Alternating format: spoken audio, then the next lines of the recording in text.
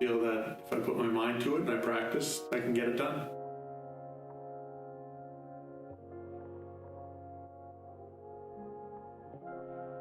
On a 1 to 10 scale, probably a 10.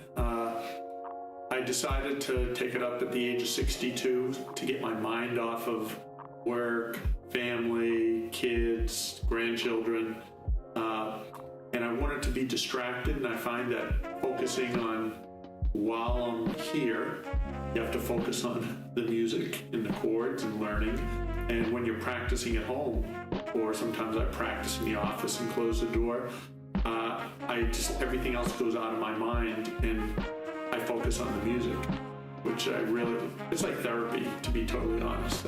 I told Byron he should charge as a therapist instead of a musician. Actually, when a chord seems so hard at first, and then after you get the chord down, it's like a feeling of accomplishment. What's next? And Byron also, he never says that's wrong or that's a mistake. He's always very constructive. Why don't you try this? Do it a little differently. Everything from holding the pick to, where the guitar sits on your left leg. All these little things which make it a lot easier, but as a starting person, I never realized how much easier it could be if you just learn the basics.